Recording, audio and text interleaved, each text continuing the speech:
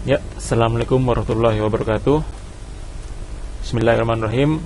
Saya Muhammad dari D3 Teknik Elektro 2013 akan mempresentasikan tentang remedi UAS rangkaian elektronika 2, yang dimana ada 4 soal yang akan saya bahas. Yang pertama yaitu gambarkan dan jelaskan prinsip kerja dan keuntungan serta kelebihan dari penguat gandeng. Sebelumnya, penguat gandeng itu ada 3. Yang pertama adalah penguat gandeng RC, yang kedua adalah penguat gandeng trafo, yang ketiga adalah penguat gandeng langsung. Yang pertama yaitu penguat gandeng RC. Penguat gandeng RC ini yaitu penguat yang sangat sederhana, karena terdapat hanya resistor dan kapasitor dan resistor. Cuma kekurangan dari gandeng RC ini yaitu sangat banyak komponennya, jadi untuk ekonomisnya sangat mahal untuk membelinya. Dimana cara prinsip kerjanya dari gandeng RC ini yaitu dari VCC akan mengalir pada R1 dan R2, dimana arus akan ke basis karena arus basis lebih kuat daripada arus R1 dan R2.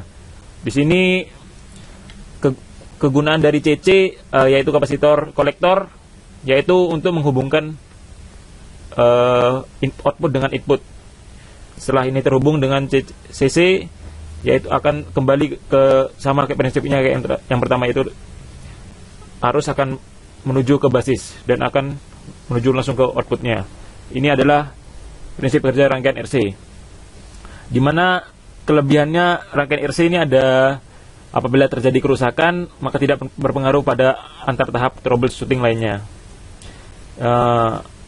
Kalau untuk kekurangannya ya hanya menguatkan isyarat AC. Yang kedua adalah rangkaian gandeng trafo. Rangkaian gandeng trafo ini di sini jelas ada rangkaian trafonya, ada 2, yaitu untuk kopling trafonya dan untuk output trafonya. Sama menggunakan 2 transistor. Untuk prosesnya hampir sama dengan rangkaian gandeng RC. Ya, arus akan menuju basis, dan basis ini untuk emitornya, untuk kolektornya yaitu trafo, dan untuk emitornya tetap RE dan CE. Setelah itu untuk yang ketiga adalah rangkaian gandeng langsung. Untuk rangkaian gandeng langsung ini adalah rangkaian yang sangat sederhana karena terdapat 3 transistor yang saling berhubungan, dan resistornya juga ada 3, dimana tidak ada resistor emitor dan gak ada resistor untuk inputnya. Yang ada cuma resistor kolektornya sendiri.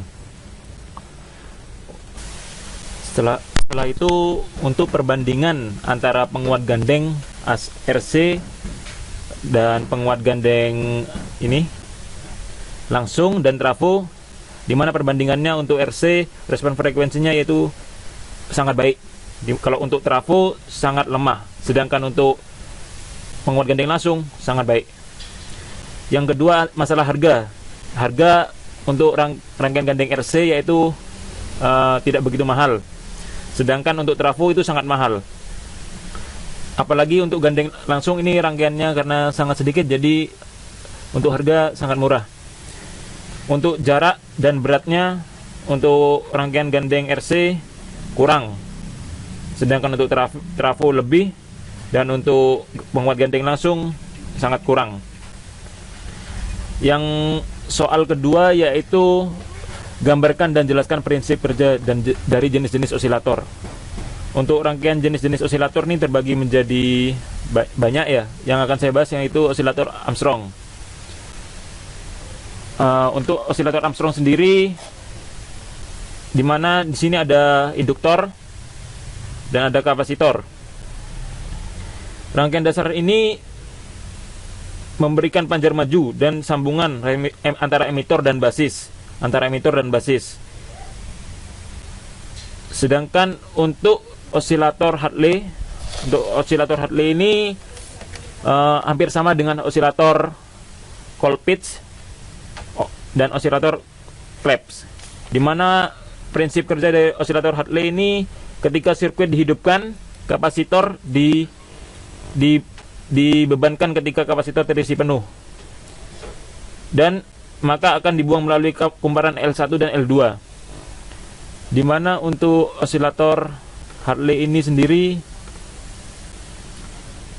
mempunyai rumus, yaitu frekuensi output sama dengan 1/2pi akar LC. Selanjutnya yaitu osilator Colpitts, dimana untuk rangkaian ini sangat sama dengan osilator Hartley. Yang membedakan yaitu tangkinya, dimana untuk tangki Colpitts ini terdapat 3 kapasitor dan 1 induktor. Untuk prinsip kerjanya sendiri yaitu ketika rangkaian diaktifkan, kapasitor 1 dan 2 dibebankan. Kapasitor 1 dan 2 dibebankan. Kapasitor akan melepaskan melalui L, menyiapkan osilasi frekuensinya. Untuk osilator Colpitts ini mempunyai rumus, yaitu dimana frekuensi output sama dengan 1 dibagi 2 pi akar LC, hampir sama dengan osilator Hartley. Yang ketiga yaitu osilator Clap. Osilator Clap sendiri memiliki tangki yang berbeda dengan osilator Hartley. Osilator Hartley ini osilator Colpitts maksud saya. Osilator Colpitts ini memiliki 3 induktor dan 3 kapasitor dan 1 induktor. Sedangkan untuk osilator Claps memiliki 2 kapasitor dan 1 induktor. Untuk osilator Claps sendiri, prinsip kerjanya yaitu frekuensi ditentukan oleh deret kondensator, yaitu CO dan LO. CO dan LO-nya. Umpan balik diadakan oleh C1 dan C2-nya. Di sini ada terjadi umpan balik di sini. Di mana frekuensinya yaitu untuk rumusnya 1/2pi akar LC aksen. Selanjutnya yaitu osilator pergeseran fasa. Osilator pergeseran fasa ini prinsip kerjanya yaitu penguat diumpankan kembali ke jaringan RC feedback, di mana akan menghasilkan pergeseran fasa dari sekitar 180-an. Untuk frekuensinya yaitu 1 dibagi 2pi RC akar 6. Untuk osilator kristal. Osilator kristal ini yang membedakan yaitu osilator ini memiliki kristal. Dan untuk ini transistornya sama, dimana terdapat 1 induktor dan ada RFC-nya. Selanjutnya yaitu osilator jembatan Wien. Untuk osilator jembatan Wien ini prinsip kerjanya yaitu osilator ini dimulai dengan adanya noise saat pertama kali power dinyalakan. Noise ini dimasukkan kembali ke input penguat dengan melalui filter. Jadi terdapat filter yang di sini. Untuk rumus frekuensinya hampir sama yaitu 1/2pi RC. Selanjutnya yaitu osilator UJT. Osilator UJT ini terdapat speaker dan untuk komponennya terdapat 2 resistor dan 1 kapasitor. Selanjutnya yaitu osilator multivibrator, di mana multivibrator ini terdapat 3, yaitu astabil, monostabil, dan bistabil. Untuk rangkaian multivibrator astabil di sini terdapat 2 transistor PNP dan NPN, 1 NPN dan 1 PNP, di mana terdapat juga 2 kapasitor. Jadi untuk transistor ini, transistor 1 dan transistor 2 akan saling mengisi jika terjadi saat trigger ditekan. Selanjutnya untuk multivibrator bistabil ini, yang membedakan antara multivibrator dan astabil yaitu tidak ada kapasitor pada bistabil. Untuk rangkaian kapasitor sendiri di sini untuk astabil digantikan dengan komponen resistor di sini. Transistor sama yaitu terdapat NPN dan PNP. Yang ketiga yaitu multivibrator yang ketiga yaitu multivibrator monostabil. Untuk multivibrator monostabil hampir sama dengan multivibrator astabil. Jadi tidak perlu saya jelaskan. Untuk soal yang ketiga yaitu penguat eder. Untuk soalnya yaitu jelaskan, buatlah gambar rangkaian untuk penguat eder dengan 4 inputan dengan soal, dengan diberi contoh soalnya.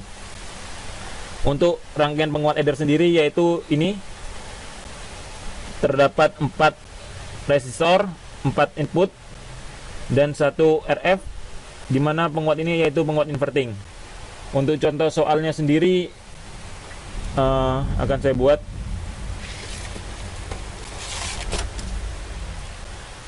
Rumus dari penguat eder ini yaitu VO sama dengan min dalam kurung RF dibagi R1 dikali VI.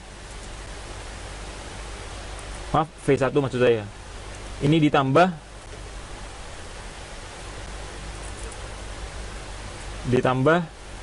RF karena ada 4 inputan, yaitu lanjut ke RF R2 dikali V2 ditambah RF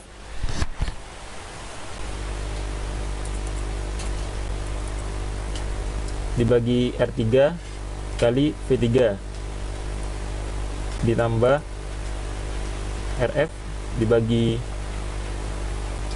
R4 dikali V4. Ini untuk rumusnya sendiri. Semisal saya diketahuinya untuk RF sendiri yaitu 10, 20 aja. Untuk R1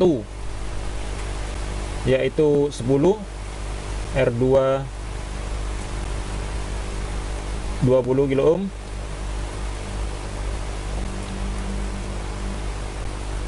R3 yaitu 30 kilo ohm, R4 yaitu 40 kilo ohm. Sedangkan untuk V1 nya kita misalkan yaitu 10 semua, 10 V1, V2, V3, V4 kita misalkan 10. Jadi jawabannya untuk VO nya yaitu min, RF nya yaitu 20 dibagi R1 nya 10 dikali 10 ditambah 20 dibagi 20 dikali 10 ditambah 20 dibagi 30 dikali 10 ditambah 20 dibagi 40 dikali 10. Nanti akan akan ketemu hasilnya sekian. Untuk soal yang keempat yaitu sebutkan kelebihan dan dari penguat balikan negatif atau negatif feedback. Di sini untuk rangkaian negatif feedback yaitu terdapat sinyal dan amplifier. Dimana untuk rangkaian feedback pengertian dulu untuk rangkaian feedback ini sendiri yaitu dimana akan untuk sinyal output akan dikembalikan kepada sinyal input. Kegunaannya untuk pembalikan ini yaitu untuk menstabilkan sinyal yang awalnya tidak pas dengan inputnya akan distabilkan lagi dengan karena rangkaian feedback itu sendiri. Seperti contohnya pada rangkaian ini awalnya hanya terdapat 1 mV untuk amplifier widgetnya dan 10 volt. Di sini terdapat resistor RL ini yaitu resistor yang feedbacknya itu sendiri, dimana setelah terjadi feedback itu akan terjadi perubahan pada tegangannya yaitu menjadi 100 mV dan hasilnya itu sinyalnya 11 mV. Sekian presentasi dari saya, mohon maaf sebelumnya. Wassalamualaikum warahmatullahi wabarakatuh.